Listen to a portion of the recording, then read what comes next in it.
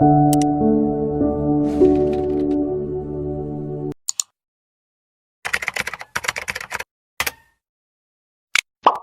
വ്യാകുല മാതാവിന്റെ തിരുനാളാണ്.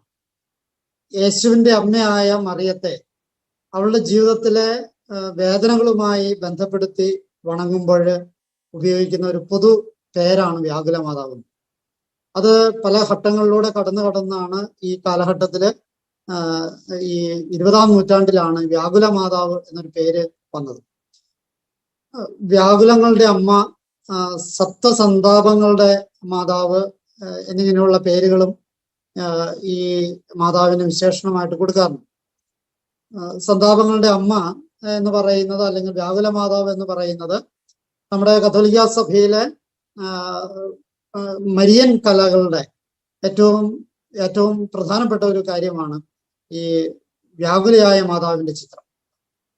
നമുക്കറിയാം, ഈ പിയാത്തോ എന്ന് പറയുന്ന ലോക പ്രശസ്തമായ സാധനം പോലും ഈ വ്യാകുല മാതാവിന്റെ ഛായയെ പുറത്തേക്ക് കൊണ്ടുവന്നു.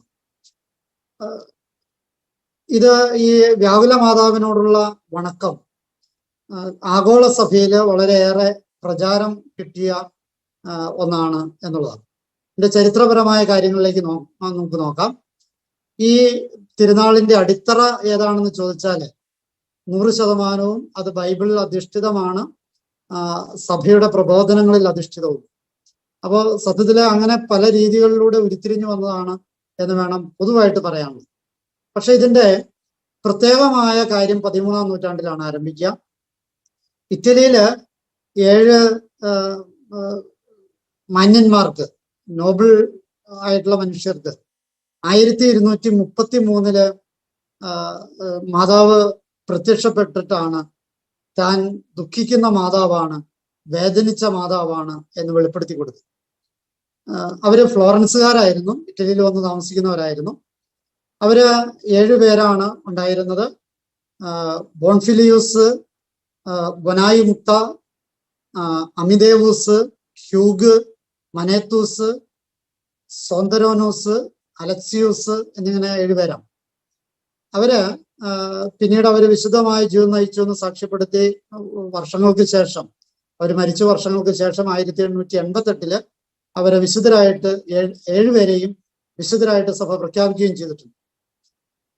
ഇനി നമുക്ക് ആ പശ്ചാത്തലത്തിലേക്ക് വരാം. ഈ 1233 സ്വർഗാരോപണ ദിവസം, മാതാവിന്റെ ഓഗസ്റ്റ് 15-ാം തീയതി, പരിശുദ്ധ അമ്മ അവർക്ക് പ്രത്യക്ഷപ്പെട്ട് ഈ 7 പേരെയും തൻ്റെ സേവനത്തിന് വേണ്ടി ക്ഷണിക്കാം.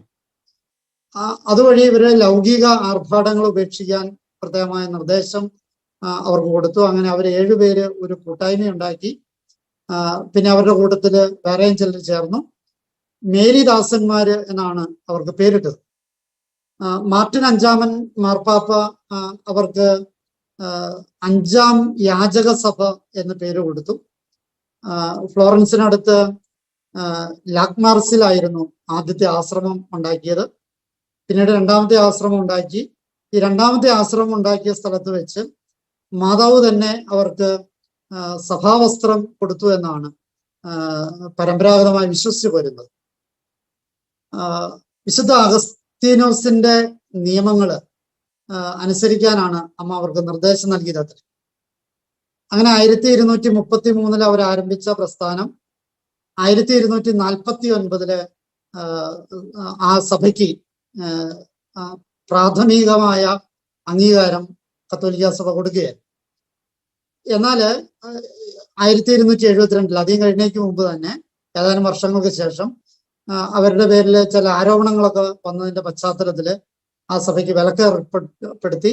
പിന്നീട് ആരോപണങ്ങൾ ശരിയല്ലെന്ന് ബോധ്യപ്പെട്ട് 1304 ആ സഭയ്ക്ക് പെർമനന്റ് അംഗീകാരം, സ്ഥിരമായ അംഗീകാരം കൊടുക്കുകയായി.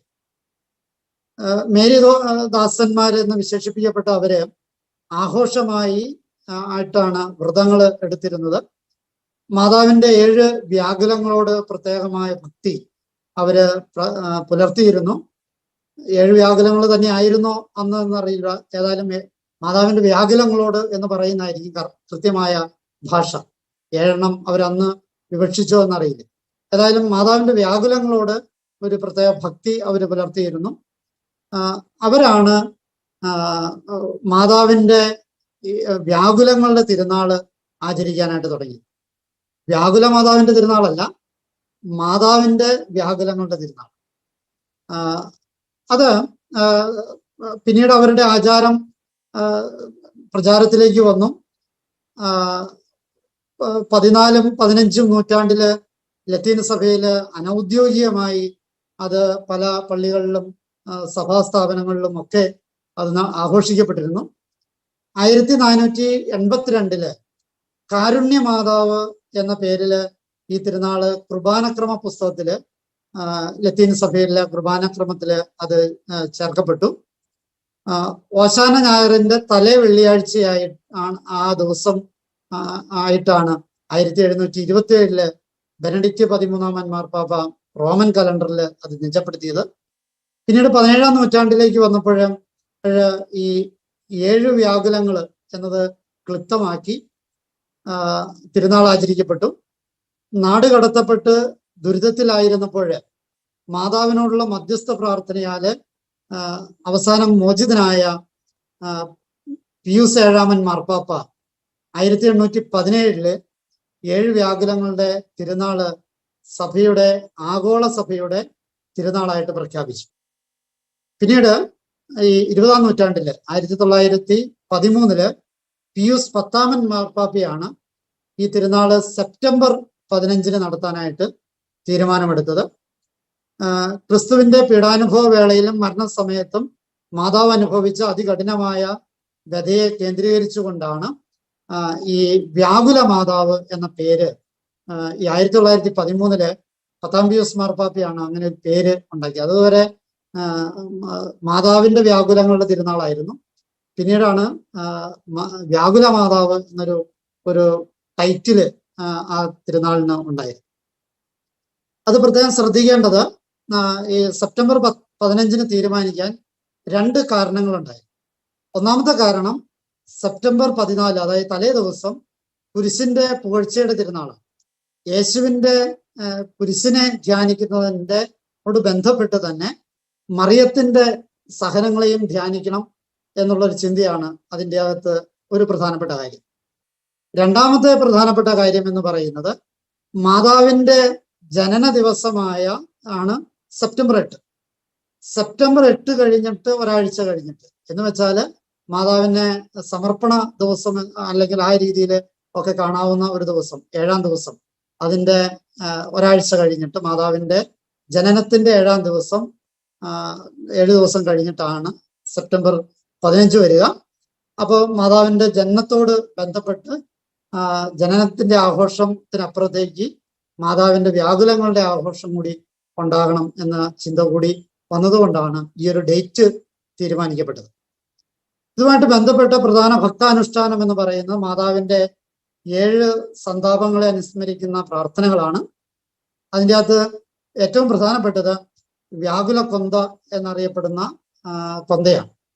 അതിന് സപ്തസന്താപങ്ങളുടെ ജപമാല, മാതാവിന്റെ വ്യാകുല മാതാവിന്റെ ജപമാല എന്നൊക്കെ അതിന് പേരുകളുണ്ട്.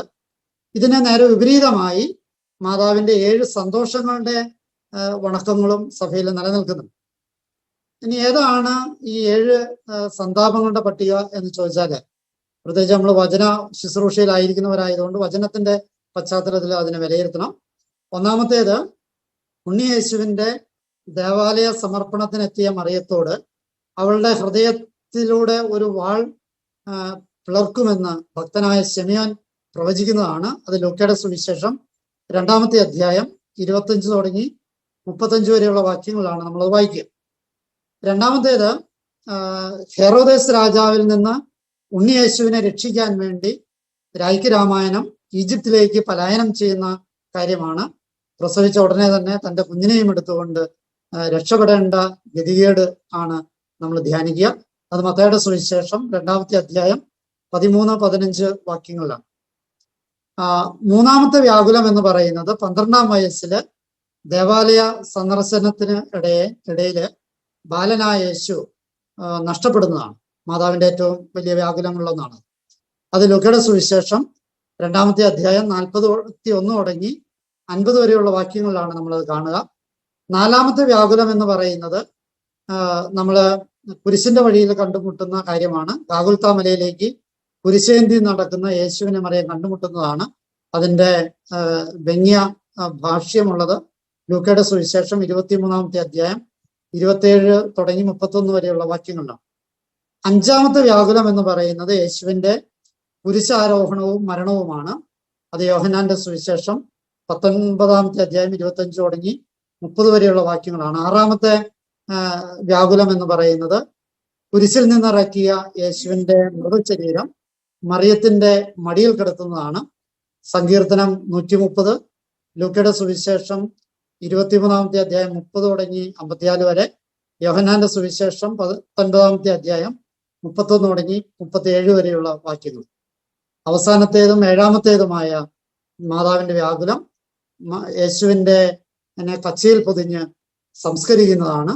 അത് യെശയ്യായുടെ പുസ്തകം 53-ാമത്തെ അധ്യായം 8-ാമത്തെ വാക്യത്തിലും ലൂക്കയുടെ സുവിശേഷം 23-ാമത്തെ അധ്യായം 50-56 വാക്യങ്ങള്, മർക്കോസിന്റെ സുവിശേഷം 15-ാമത്തെ അധ്യായം 40-47 വാക്യങ്ങൾ. ഇനി എന്താണ് ഈ തിരുനാൾ കൊണ്ട് ഉദ്ദേശിക്കുക? യേശുനാഥന്റെ രക്ഷാകര പ്രവൃത്തിയില് അനന്യമായ വിധത്തില് പരിശുദ്ധ അമ്മ സഹിച്ചു. ആ സഹിച്ച വേദനകളാണ് വ്യാകുല മാതാവിന്റെ ഈ ദിവസം നമ്മളിൽ ഉണർത്തുക. തന്റെ സ്വർഗീയ പുത്രന്റെ കഷ്ടനഷ്ടങ്ങളിലുള്ള ദൈവമാതാവായ മറിയത്തിന്റെ അതികഠിനമായ വേദനകൾക്ക് വേണ്ടിയിട്ടാണ് ഈ തിരുനാള് സമർപ്പിച്ചുള്ളത്. ശാരീരിക സഹനങ്ങളെക്കാൾ മാനസിക സഹനങ്ങളാണ് മറിയത്തിന്റെ സഹനങ്ങളിൽ മഹാഭൂരിഭാഗവും. അങ്ങനെയാണ് അവൾ രക്ഷകയായിട്ട് പരിശുദ്ധ അമ്മ മാറുക. അതിലൂടെ പാപത്തെയും നമ്മുടെ പാപങ്ങളുടെ മോചനത്തിലേക്കും നമ്മുടെ പശ്ചാത്താപത്തിലേക്കും ഒക്കെ ഈ തിരുനാള് നമ്മളെ നയിക്കണമെന്നാണ് സഭ നമ്മൾ ഓർമ്മപ്പെടുത്തുന്നത്. ഇതിലൂടെ മറിയം സഹരക്ഷകയായി മാറി എന്ന് പരമ്പരാഗതമായി നമ്മൾ വിശ്വസിച്ചു പോരുകയാണ്. ആ വിശ്വാസത്തെ ഒരു വിശ്വാസ സത്യമായിട്ട് സഭ പ്രഖ്യാപിക്കാനായിട്ട് കൂടി ഈ തിരുനാള് കാരണമാകാൻ നമ്മൾ ഒരുങ്ങും കൂടി ഈ തിരുനാളിന് ചെയ്യുന്നു. ഒപ്പം തന്നെ നമ്മുടെ ജീവിതയാത്രയിൽ പ്രത്യേകിച്ചും സഹനങ്ങളുടെ നിമിഷങ്ങളിൽ വ്യാകുല മാതാവ് നമുക്ക് തുണയാണ് എന്ന ഓർമ്മപ്പെടുത്തലാണ് ഈ തിരുനാൾ തരിക. നമ്മുടെ ദൈവമാതാവിന്റെ നിരവധിയായ വ്യാകുലങ്ങള് നമ്മെയും രക്ഷാമാർഗത്തിലേക്ക് നയിക്കുമെന്ന വിശ്വാസത്തിലേക്കാണ് നമ്മൾ ഇതിനെ കൊണ്ടുവരിക. തന്റെ പ്രിയപുത്രൻ അനുഭവിച്ച വേദനകളെ സന്തോഷപൂർവ്വം അംഗീകരിച്ച് സ്വീകരിച്ച അമ്മയോട് ചേർന്ന് നമ്മുടെ വേദനകള് പിതാവായ ദൈവത്തിലേക്ക് സമർപ്പിക്കുകയാണ് ഇന്നത്തെ ദിവസം ചെയ്യേണ്ടത്. അതിന് നമുക്ക് എല്ലാവർക്കും സാധിക്കട്ടെ എന്ന് ആശംസിക്കുന്നു, പ്രാർത്ഥിക്കുന്നു.